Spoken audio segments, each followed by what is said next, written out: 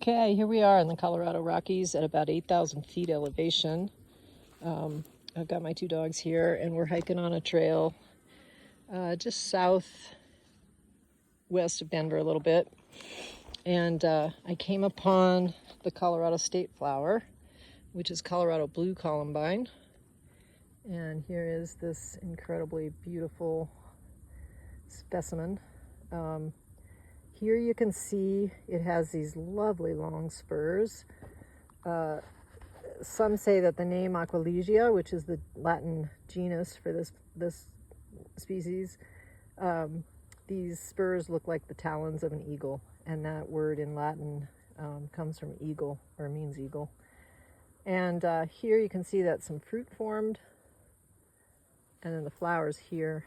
So next thing I want to do is, as we walk up this trail, there's something really interesting that happens with this individual. We'll talk about it more, so I'm going to sign off for now. Okay, we have hiked up the trail just a little ways, and check this out. The spurs are getting shorter. Did you notice that? And they look strange, like a little deformed. A lot shorter than those last spurs, which probably went from here out to about there. We're probably a couple hundred feet up this trail, and this is a super interesting story here. So spurs on columbines, they figured out long ago that the spurs, or that the columbine evolved about 7 million years ago. And in Eurasia and Asia, and came to North America around 3 million years ago. And in the original 7 million years ago, there was a spurless variety. And I think it's actually its own species, but I highly recommend looking this up. I'm only here to inspire. I'm not good at remembering all the details, but if you just Google spurless columbine, you'll come up with some amazing things. But in 2020, scientists at UC Santa Barbara did find a gene that codes for the growth of cells in these spurs. So they're working on this because in North America there are some columbine that you'll find that have no spurs, which is what we're about to find up this trail.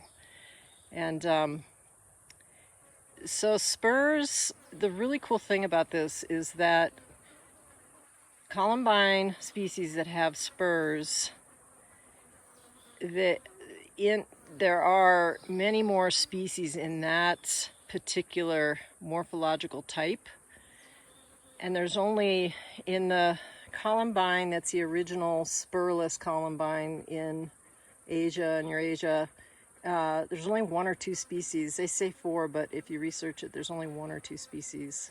So we're going to continue this journey now because there's a fellow hiker coming down the trail. Okay, so we have climbed up another couple hundred feet in elevation on this trail in the upper foothills, montane elevation life zone in the Rocky Mountains, just southwest of Colorado. Of Denver. I'm sorry, I'm getting tired. It's a really hot day. But look what we found. So here we go. This is a columbine, but just not your typical looking columbine, correct? Like, it's missing the spurs.